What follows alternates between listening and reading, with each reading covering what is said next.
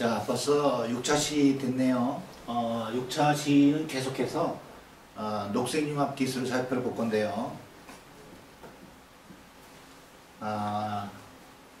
제5의 에너지 기술, 그게 바로 이제 스마트 그리드예요. 에너지 절감 기술을 살펴볼 거고요. 그 다음에 이제 우리가 이산화탄소 절감에 대해서 살펴볼 거고, 그 다음에 결론을 내리고 여러분들 과제가 나가는 것으로 하겠습니다. 자, 제1 에너지를 우리가 불이라고 합니다. 그 다음에 제2의 에너지를 석유 에너지라고 그래요. 그 다음에 제3의 에너지를 원자력 발전이죠.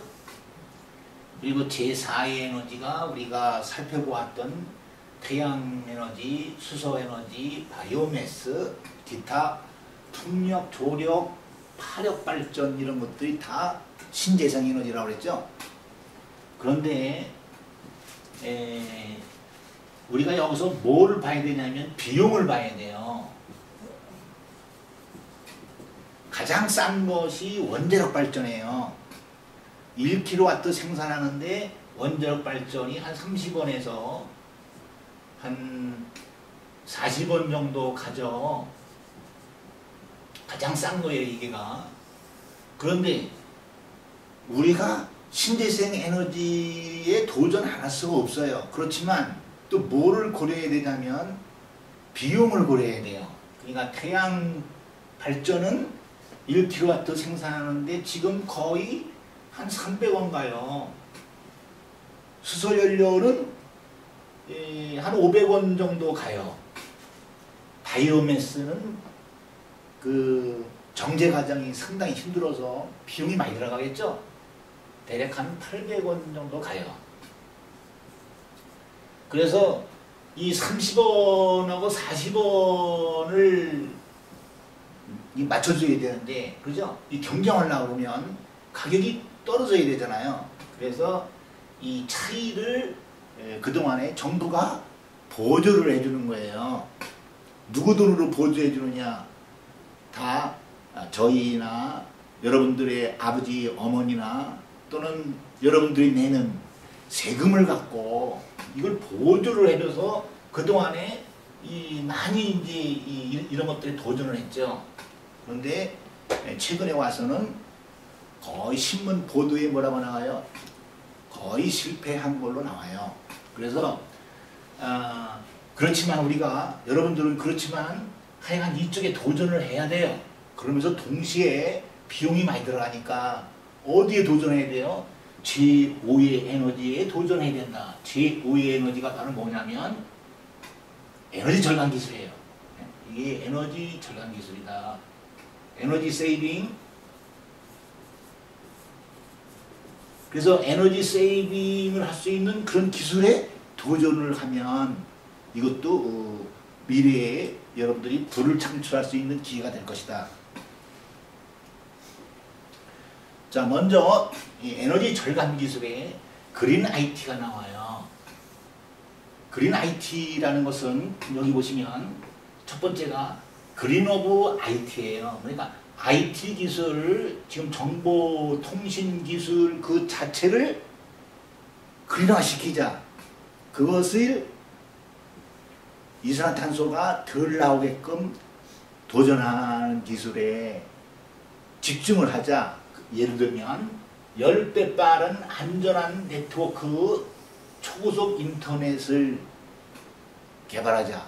그런 기술을 발견하자. 이것이 그린 오브 IT고요. 하나는, 또 다른 하나는 뭐냐면 IT를 이용해서, 다이니까 IT를 이용해서 나머지 기타 영역들을 그린화시키자. 예를 들면 IT를 통한 저탄소 업무 환경으로 전환하는 그런 시스템이나 기술을 개발하자, 이런 뜻이에요. 여러분들 한번 이거 쭉 한번 읽어보시고 여러분들이 한번 할 수 있는지 그 아이템을 잘 선정해 보세요. 자, 그 다음에 스마트 그리드 에너지 절감 기술에서 여기 보시면 이게 이제 발전소잖아요. 이렇게 막 송전을 거쳐서 나중엔 집에까지 와요. 여기서 100%의 에너지를 발전시키면 집에서 오는 또는 사무실에 오는 여러분들 전기는 몇 %가 올 것 같아요? 우리나라의 경우는 대략 한 15%가 와요. 미국 같은 나라는 이 송전망, 배선망이 낙후돼 갖고 대략 한 미국은 10%가 와요. 그럼 나머지 전기는 다 어디로 날아가는 거냐? 어디로 날아갈 것 같아요? 이게 다 구리선이거든요. 구리선. 여러분들 전기는 다 구리선이에요. 이게 구리선. 전기를 가장 잘 전도하는 물질이 뭐예요? 우리가 배웠죠? 다이아몬드죠? 이거를 다이아몬드 전부 한번 여러분들 이걸 서로 다이아몬드를 이용해서 전선을 전부 여러분들 건설한다고 보세요. 다이아몬드 엄청 비싸죠? 그래서 우리가 다이아몬드로 사용할 수 없는 거예요. 자, 두 번째, 전기를 가장 잘 전도하는 물질이 뭐예요? 금이죠. 이걸 금으로 전부 바를 수가 없죠. 세 번째는 은이에요. 은으로 다 이걸 바를 수가 없으니까 가장 싼 우리가 구리선을 이용하는 거예요. 자, 이 구리선은 이 송전 배전만큼만 아니라 여러분들 컴퓨터 내에 있는 연결하는 모든 거는 다 실리콘을 연결해서 반도체를 연결하든지 트랜지스터를 연결하든지 전부 구리선이에요. 이 구리선의 약점은 뭐냐면 전기는 뭐예요? 전자들의 흐름이거든요. 전자들의 흐름. 이 전선을 타고 오면서 전자들이 막 중문난방으로 막 튀어요. 막 오른쪽으로 텄다가 왼쪽으로 텄다가. 그래서 이 구리선의 벽에 막 부닥치고, 그래서 여러분들 전선을 만져보면 어때요? 전선이 뜨겁죠? 그 뜨거운 것은 바로 전자들이 막 사방으로 튀기 때문에 저항이 생기는 거예요. 그래서 85%가 이와 같이 전자들의 저항, 다시 말씀드려서 전기 저항이 일어나서 또는 오다가 누수되고 또 배전망을 통해서 또 누수가 되고, 그렇게 해서 85%의 전기가 도망가는 거예요. 자, 이것을 안 도망가게 하는 유일한 방법은 뭐냐? 바로 초전도 케이블이에요.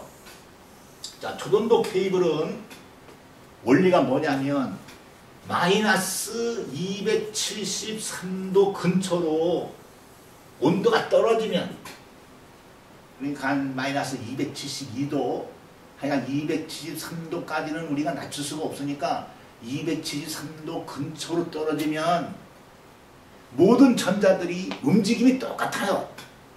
앞에 가는 전자가 직선으로 달리면 뒤따라가는 모든 전자들이 직선으로 달리는 거예요. 이 원리가 보스-아인슈타인 응축 이론이라고 해요. 자, 그 이론에 의해서 초전도 케이블을 만들면 85%가 아니라 여기 15%가 아니라 여기 오는 효율이 상당히 높아지겠죠. 20% 내지 30%로 높이자. 이것이 또 다른 스마트 그리드에 우리가 도전하는 겁니다. 자, 또 하나는 이건 발전 측면을 본 거고, 이제 소비 측면에서 보면 이와 같은 것들이 많아요. 자, 이 중에서 우리가 뭘 볼 거냐면 우리 집에 스마트 홈 그리드라는 것을 배우도록 하겠습니다. 두 가지를 배울 텐데, 초전도 케이블하고 스마트 홈 그리드. 자, 이게 초전도 케이블이에요. 자, 이 미래의 전선 초전도 말씀드렸듯이, 그렇지만 오늘날의 기술이 혁신되니까 이 과학자들, 우리 공학도들이 혁신을 가하니까 영하 196도에서도 뭐가 일어나요? 초전도가 일어나는 거예요. 원래는 이론적으로는 마이너스 273도 근처로 떨어져야 전자들이 전부 똑같은 액티베이션을 하는데, 기술이 발전돼서 마이너스 196도에서도 초전도가 일어나요. 보스-아인슈타인 응축 이론이 일어나는 거예요. 앞으로 여러분들은 어디에 도전하게 해야 되냐면 영하 150도에서도 초전도가 일어나는 것을 발견하면 게임은 끝나겠죠? 아니면 영하 100도에서도 초전도가 일어나는 거에 여러분들 도전해야 되고 영하 50도에서도 초전도가 일어나는 그런 케이블을 개발하면 게임은 끝나는 거예요.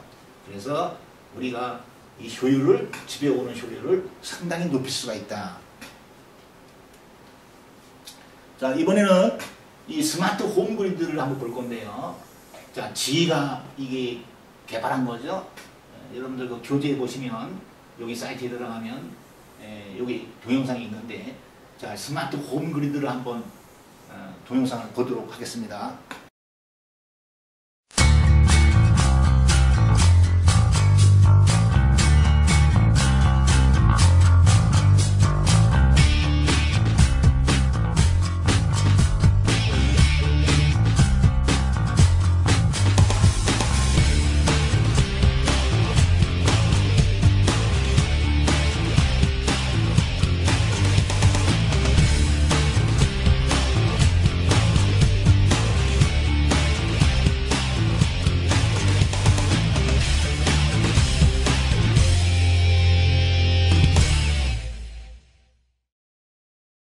자, 여러분들 그 동영상 잘 보셨어요? 이거 지가 개발하는 건데, 지는 무슨 사업부가 있냐면 가전사업부가 있어요. 가전사업부를 디지털 어플라이언스라고 해요. 그러니까 가전사업부니까 지는 세탁기를 팔고 또 가전 TV도 팔고 뭐 TV도 있고 또 기타 뭐 오븐도 있고요. 이런 것들을 많이 팔죠. 근데 그 와중에 뭐도 있냐면 여기 PC도 있고 그 다음에 뭐 스마트폰도 있고 이와 같은 여러 가지 전자기기들이 다 있어요. 이런도 집에 상당히 많잖아요. 그죠? 자, 이것들을 전부 묶어서 뭐가 있냐면 여러분들 계량기가 있죠. 계량기가 있어요. 자, 계량기를 다 알고 있어요. 어디에 얼마만큼 전기가 들어가는지, 어디에 얼마만큼 전기가 흐르는지 계량기는 다 알고 있어요. 그런데 반드시 계량기를 봐야 되잖아요. 지금은. 그래야 이 전기를 얼마만큼 사용하는지를 알 수 있는데, TV의 전기를 얼마 사용하는지, 지금 세탁기의 전기가 얼마 사용되는지는 알 수가 없어요. 그러나 이 계량기는 다 알아요. 그래서 그거를 전부 얼마만큼의 전기를 사용하는지를 알아내자는 거예요. 그러면 뭘 바꿔줘야 되냐면 지금의 아날로그 계량기를 뭘로 바꿔줘야 돼요? 디지털로 바꿔줘야 돼요. 이거를 디지털 계량기로 바꿔주면, 디지털이라는 건 뭐예요? 그 모든 그 전기 양을 0과 1의 비트로 바꿔서, 그렇죠? 그래서 소프트웨어는 이 누클리스라는 소프트웨어를 잘 알고리즘으로 써서 그거를 뭘 만든 거예요? 어플을 만들어서 어플을 스마트폰에 탑재시키면 거기에 대시보드 뜨고 여러분들이 매니지먼트도 할 수 있고 또 이 원자력 발전이라든지 화력 발전이라든지 태양 에너지라든지 여러분들이 시뮬레이션 할 수 있고, 그래서 이제 앞으로는 이와 같은 스마트 홈 그리드에 도전해야 돼요. 자, 이번에는 그 이산화탄소 포집이죠. 그래서 이제 카본 캡처 앤드 스토리지 기술이라고 해요. 여러분들 교재 보면 자세히 나와 있습니다. 그러니까 카본을 캡처해서 이산화탄소를 포집해서 스토리지, 저장하는 기술이죠. 자, 여러분들 여기 제가 예를 하나 드릴 텐데, 이것이 바로 뭐냐면 메타물질이에요. 우리가 나노에서 배웠죠. 메타물질은 일반 물리법칙을 위반하는 물질이에요. 자, UCLA 과학자들이 뭐를 만들었냐면 이산화탄소의 양을 82.6배를 빨아들일 수 있는 새로운 마이크로 구조의 기공물질을 발견했다. 자, 이게 원리가 뭔지 아세요? 자, 우리가 나노융합기술에서 배웠죠? 리차드 파이만 노벨 물리학상 타신 분이 1959년에 캘리포니아 공대에서 연설했다 그랬죠? 연설에서 뭐라고 그랬어요? 저 밑바닥에는 충분한 공간이 있다. 저 밑바닥이라는 건 뭔 뜻이냐면 원자. 모든 원자는 이 바깥에 궤도가 있어요. 궤도가. 이 궤도에는 전자가 돌거든요. 그리고 가운데는 뭐가 있냐면 원자 핵이 있어요. 전자와 원자 핵을 빼면은 뭐라 그랬어요? 99.999%가 텅 비었다 그랬죠? 이게 그거 원리를 이용하는 거예요. 텅 비었으니까 그 텅 빈 데다가 뭐를 저장시키자는 거예요? 이산화탄소를 저장시키자는 거예요. 자, 지금은 82.6배지만 언젠가 기술이 혁신되면 99.999%까지 이산화탄소를 빨아들이는 어떤 물질을 발견해내면, 자, 이거를 화력발전소의 굴뚝에다가 코팅하면 이산탄소가 굴뚝으로 빠져나가기 전에 이산탄소를 흡수를 시키겠죠. 또 여러분들 자동차 있죠. 자동차의 배기가스에다가 이 물질을 코팅하면 이산탄소가 빠져나가면서 이 물질이 흡수를 한 달에 한 번씩 메인터넌스만 해주면 되겠죠. 그리고 이 물질을 지하나 바다나 저장을 시키고 또는 그거를 새로운 자원으로 활용할 수도 있고요. 그러니까 이 상당한 거죠. 여러분들 한번 생각해 보시고 새로운 아이디어를 내보세요. 자, 이번에는 식물의 이산화탄소를 저장하는 거예요. 자, 식물의 광합성 원리인데 뭐라고 했어요? 이 광합성 원리 중에 하나는 또 뭐가 있냐면, 아까 우리가 전 시간에 뭘 배웠냐면 물을 수소와 산소로 분리시킨다고 그랬어요. 자, 그래서 산소는 누구한테 다시 줘요? 인간한테 다시 줘요. 그리고 인간이 만든 이산화탄소를 다시 갖고 가요. 이 식물들은 다시 갖고 가서 수소하고 이산화탄소하고 결합해서 뭘 만들어요? 탄소화합물을 만들어요. 이걸 결합시켜서 결국은 뭘 만드냐면 탄소화합물을 만들어요. 이 탄소화합물이 뭐예요? 여러분들 쌀이라든지 보리라든지 사과, 배, 자, 이거를 만들어서 또 누구한테 줘요? 인간들한테 주는 거예요. 그래서 스피노자 철학자는 이 자연에 있는 식물들, 이 자연이 바로 신이다라고 말씀하신 거예요. 이 식물들은 우리 인간을 위해서 존재하는 거예요. 여러분들 이 자연의 고마움을 알아야 돼요. 그런데 여기 보시면 헥타르당 이산화탄소 흡수량이 백합나무가 15.4톤, 신간나무가 9.9톤, 낙엽송 9.2톤 등 우리나라 나무만 주로 이산화탄소를 많이 갖고 가요. 그리고 아카시아라든지 이와 같은 그 일본 종들은 상당히 이산화탄소가 적어요. 자, 그래서 여기서 뭐를 할 수 있어요? 우리나라 나무를 많이 심어야 되겠다. 아무나 나무나 막 심을 것이 아니라 이 신갈나무, 백합나무라든지 이런 거를 많이 심어야 되겠다. 또 심는 것이 중요한 것이 아니라 이제는 뭘 해야 돼요? 이 산림 매니지먼트를 해야 돼요. 그래서 우리가 산림을 가꾸질 않아서 산에 가보시면 많은 나무들이 빛을 못 받아서 죽어요. 그리고 낙엽이 많이 떨어져 있어요. 여러분들 왜 강원도 같은데 영서지방에 비가 오면 홍수가 막 나잖아요. 그 홍수나는 이유는 낙엽이 쌓여갖고, 그죠? 비가 오면 그냥 위로 막 흐르는 거예요.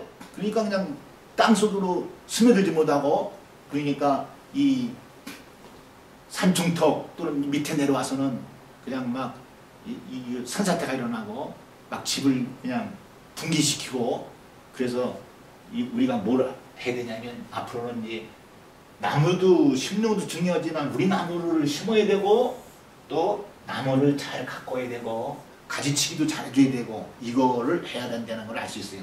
자, 미국의 과학자들이 뭐를 했냐면 식물의 게놈 수정, 식물의 유전자를 수정을 해서, 물론 미국의 과학자들은 식물의 게놈을 왜 수정했냐면 식물이 많은 양의 어떤 쌀이라든지 보리라든지 열매를 맺을 수 있도록 그 목적으로 이거를 발견한 거예요.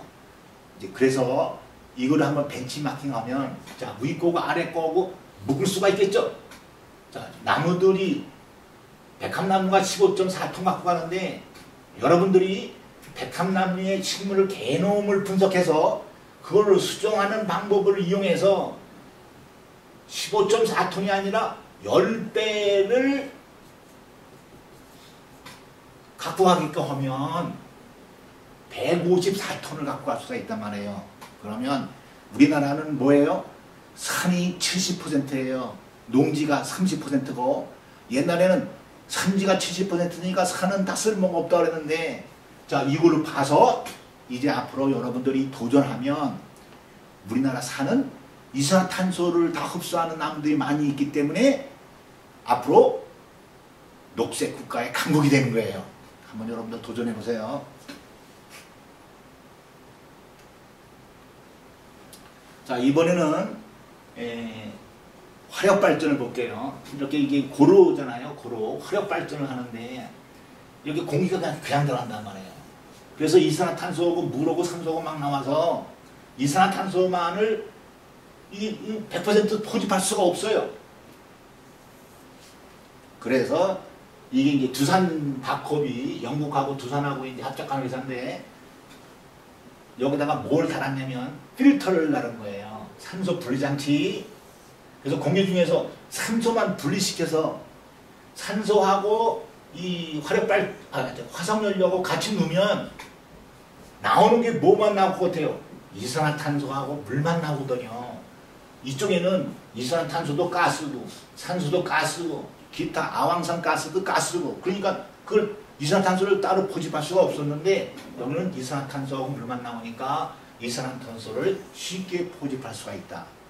핵심은 이 필터인데 여러분들 이 필터가 상당히 어려운 기술이에요. 왜냐하면 이산화탄소의 분자의 크기가 틀리겠죠.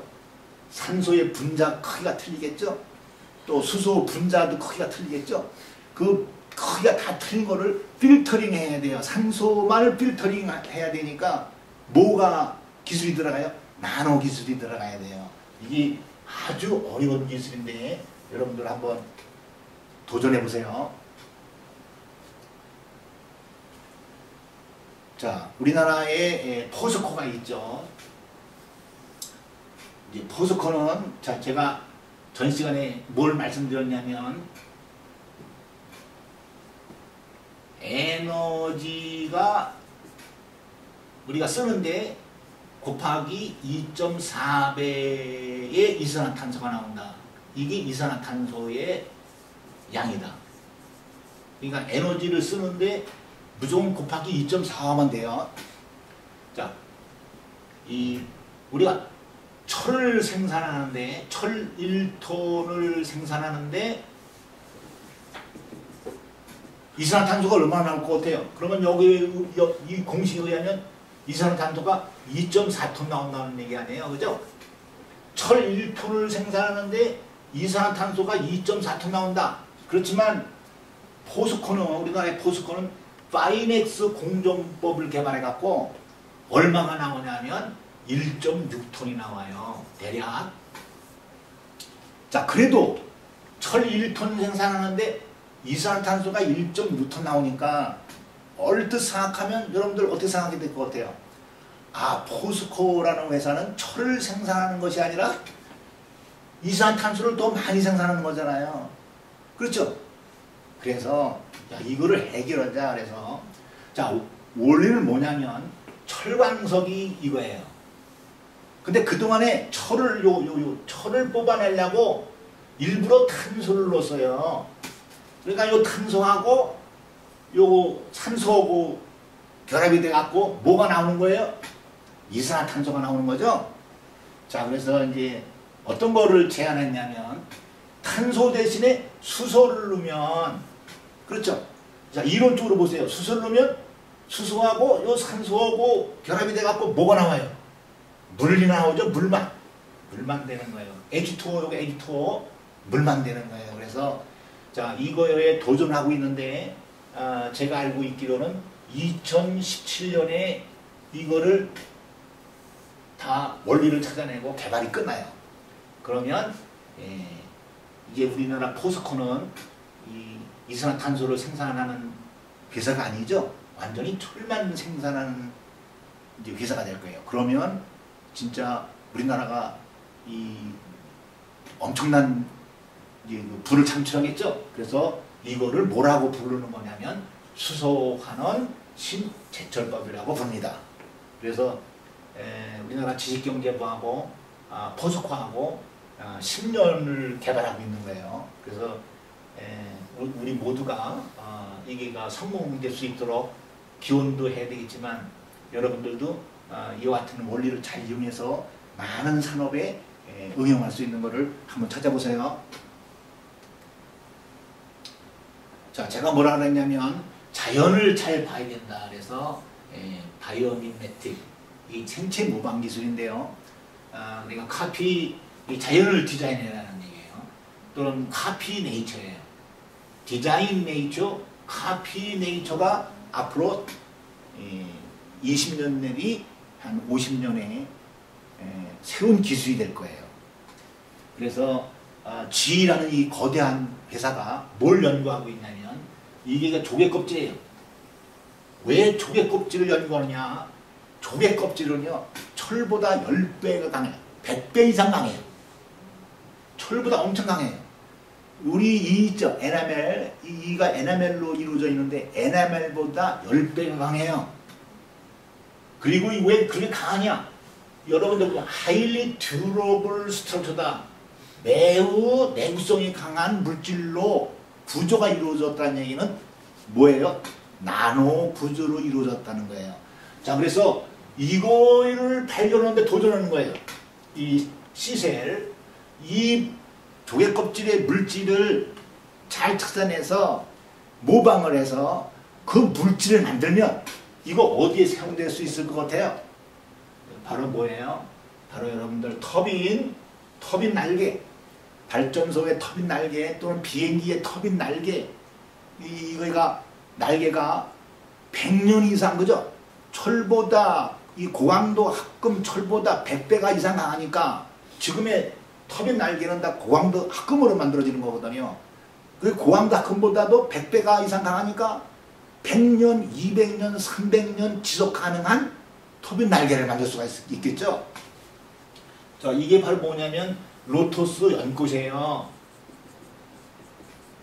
연꽃의 특징은 뭐냐면 여러분들 저수지라든지 어떤 그 휴양지 가면 연꽃이 있죠. 연꽃은 비가 많이 와도 빗물이 아무리 떨어져도 어때요? 동글동글 이렇게 뭉쳐요. 그래갖고 그냥 떨어져 나가요. 절대 스며들지가 않아요. 왜 그러냐면 이 연꽃의 구조는 워터 리펠런트 프로퍼티, 물을 추방하는, 다시 말하면 방수 성질이 있다는 거죠. 방수의 성질이 있는 거예요. 그래서 이 물질을 찾아내면, 그래서 이미 과학자들이 이걸 모방해갖고 플라스틱 물질을 찾아냈어요. 그러니까 플라스틱 물질을 여러분들 스마트폰에다가 코팅을 하면 물이 안 스며드는 스마트폰이 이미 나와 있고, 이제 조만간 이제 1, 2년 후에는 전부가 다 방수폰이 될 거예요.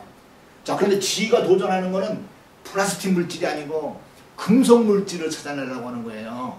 이거 상당히 어려운데 금속 물질을 찾아내면 바로 어디다가 사용할 수 있냐면 에어플레인 윙, 여기 에어플레인 윙이죠. 비행기 날개에다가 이거를, 비행기 날개는 금속 물질이잖아요. 거기다 코팅을 하면, 여러분들 비행기가 왜 연착륙 뛰는지 아세요? 겨울에 비행기가 눈이나 비가 와서 온단 말이에요. 그래서 랜딩을 하면, 착륙을 하면 30분에서 1시간 정도 기다려야 되죠. 청소도 해야 되고. 그때 날개가 얼어요. 날개가 얼어서 다음에 이륙할 수가 없어요. 그래서 소방 호수차들이 와갖고 날개를 다 녹이고 말리는데 한 2~30분 걸리기 때문에 여러분들 겨울에는 연착륙이 많이 되는 거예요. 그래서 비행기 날개에다가 이런 금속물질을 연꽃의 성질을 모방해서 금속물질을 발견해서 거기다가 코팅을 하면 비행기가 절대 얼지 않으니까 앞으로 연착륙이 없는 비행기 시대를 연다 이런 뜻이에요. 그래서 여러분들 이런 사례가 상당히 많거든요. 한번 인터넷이라든지 이런 데 찾아보시고 여러분들 이런 물질에 한번 뭐를 모방해서 도전하면 좋겠다. 한번 아이디어를 내보세요. 자, 이제 어디까지 도전하고 있냐면 인조 박테리아를 만드는 거예요. 이게 언제 했냐면 2010년도 5월 20일 날 전 세계 생물학자들이 깜짝 놀랐거든요. 바로 크랙 벤터라는 이 박사가, 이분은 게놈 프로젝트를 총지휘하신 분이에요. 이 프라이빗 컴퍼니에서.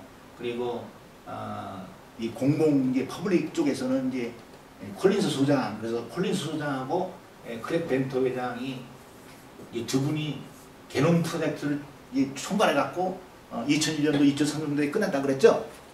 그래서 이 크랙 벤터 이 박사 회장님이 뭘 만들었냐면 DNA를 잘게 쪼갠 거를 이렇게 수집하는 거예요. 그죠? 인터넷에서 수집하든지 뭐 아는 분을 통해서 수집해서 그거를 바늘로 잘 꼬매요. 꼬매갖고 이제 이중나선으로 연결해야 되겠죠. 이중나선으로. 그래서 하나의 인조, 신세틱 크로모솜 인조 염색체를 만드는 거예요. 인조 염색체를 만들었다는 거는 인조 게놈을 만드는 거예요. 게놈이라는 거는 유전자 플러스 크로모솜이니까 인조 게놈을 만들어서 이 게놈을 어디다가 놓는 거예요? 다른 박테리아, 다른 박테리아라는 세포 속에다가 잡아두면 얘가 그때서부터 5% 되는 거죠. 오퍼레이팅. 우리가 OS가 5% 되듯이 이 게놈이 하나의 OS로 작용해서 세포 분열이 일어나는 거죠. 두 개로. 이게 자기 복제에 의해서요. 배웠잖아요. 그래서 이거를 다시 우리가 인조적으로 잘 조절하면 뭐를 할 수 있어요? 궁극적으로 과학자들은 의약품이나 연료를 생산하는 박테리아 또는 이 온실가스 이산화탄소를 흡수하는 박테리아 이거를 만들려고 그러는 거예요.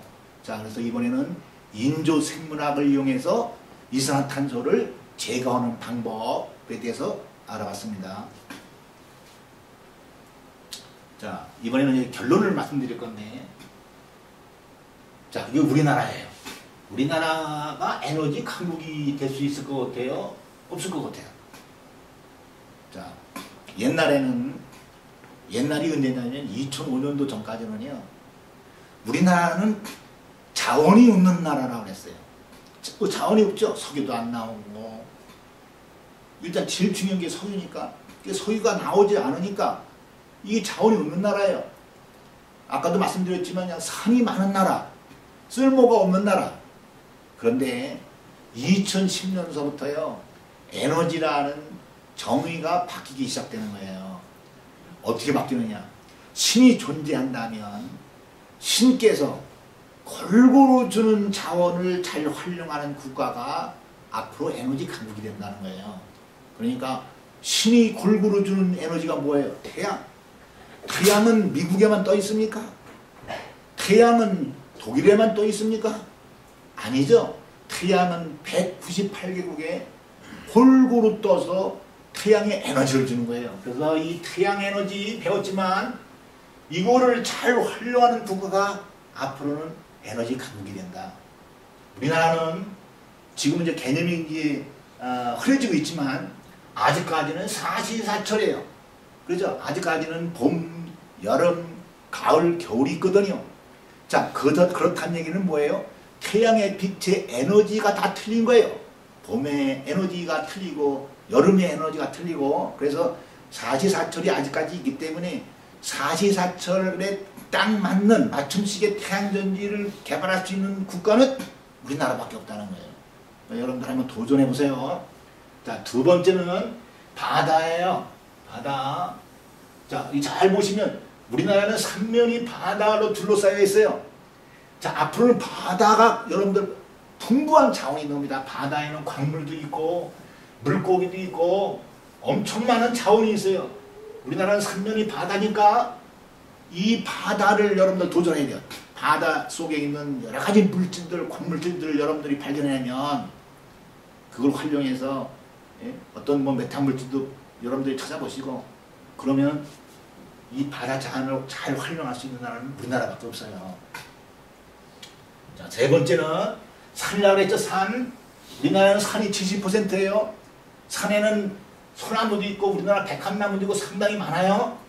야, 이거를 여러분들이 이 식물에다가 이산화탄소를 저장하는 기술을 이것만 발견해내면, 자, 그리고 네 번째, 이게 지리적 접근성. 우리가 에너지를 많이 잘 개발해서 이렇게 통해 갖고 시베리아 통해서 유럽으로 가고 이렇게 해서 북한을 통해서 중국을 거쳐서 인도를 거쳐서 유럽으로 가고, 앞으로 우리가 이 지리적 접근성을 이용해서 여기다가 에너지 섬유관을 잘 개발한다면, 우리 이민아 교수님이 항상 주장하는 거, 그렇죠? 이 시베리아 이쪽, 우리가 시베리아를 지배하고 시베리아를 넘어서 유럽으로 에너지를 수출할 수 있는 나라는 우리나라밖에 없다. 그래서 저는 자부심 있게 좀 말씀드립니다. 우리나라는 에너지가 풍부한 나라다. 그렇지만 아직도 에너지를 활용하는 방법, 그 원리, 방법, 자, 이거를 발견해야 된다. 그것을 몫은 여러분들이다. 마지막으로 여러분들 독도해가 이게 항상 문제가 됐죠. 독도에는 독도 아래에는 한국이 30년 사용할 6억 톤의 가스 하이드레이트, 그러니까 LNG 가스라든지 이런 것이 얼음 속에 들어있는 것을 갖다가 하이드레이트라고 해요. 그런데 지금은 또 바뀌었어요. 30년 사용할 6억 톤이 아니라 묵은 물질이에요. 이게 양을 측정할 수가 없어요. 그래서 뭐가 일어나는 거예요? 우리 한국하고 일본하고 계속 독도 분쟁이 일어나는 거예요. 자, 이 독도 분쟁은 정치적으로도 해결할 수도 없고, 제가 보기에는 군사적으로도 해결할 수가 없어요. 뭘로 해결해야 돼요? 창조기술. 이 독도 밑에 있는 엄청 많은 이 하이드레이트를 누가 먼저 캐느냐?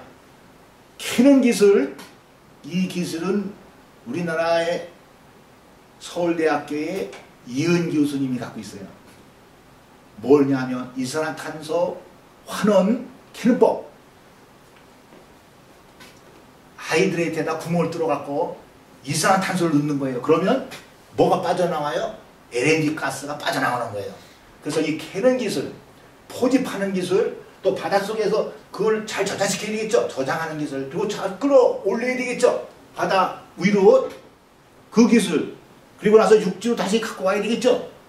이 트랜스포테이션 기술, 그리고 가공하는 기술, 이거를 빨리 우리가 많이 발견해서 여러분들이 발견해갖고 30년 후에는 여러분들이 그냥 일본 보고 그렇게 얘기하면 돼요. 이거 정치적으로 군사적으로 독도는 해결할 수가 없으니까 밑에 있는 이 자원을 빨리 캐서 우리 같이 나눠서 사용하자. 그 대신에 그 기술은 여러분들이 갖고 있으니까 7대 3으로 나누자. 왜 3을 나눠줘야 되냐면, 이것이 독도 아래에는 이 하이드레이트가 있다는 것을 어느 나라가 먼저 발견했냐면 러시아가 먼저 발견했고, 두 번째는 일본이 발견했단 말이에요. 1990년대. 우리가 발견한 건 아니에요. 그래서 발견은 러시아하고 일본이 했기 때문에 일본한테 자, 캐서 우리가 70% 받고 너희는 30% 하라든지 아니면 6대 4로 하라든지. 자, 그래서 결론은 뭐냐면 이 캐는 기술, 그 다음에 가공 기술을 우리가 먼저 여러분들이 발견해야 된다. 자, 그래서 우리 한국은 자원이 풍부한 에너지 강국이 될 수 있다. 이렇게 결론을 내리면서, 자, 나머지는 과제가 나갑니다. 과제는 정답이 없습니다. 여러분들 아이디어를 잘 생각해서 잘 기술하시면 좋은 점수 받을 수 있을 겁니다. 자, 이상으로 에너지 녹색융합기술 중에서 그 활용 사례를 살펴보았습니다. 감사합니다. 다음 시간에 뵙겠습니다.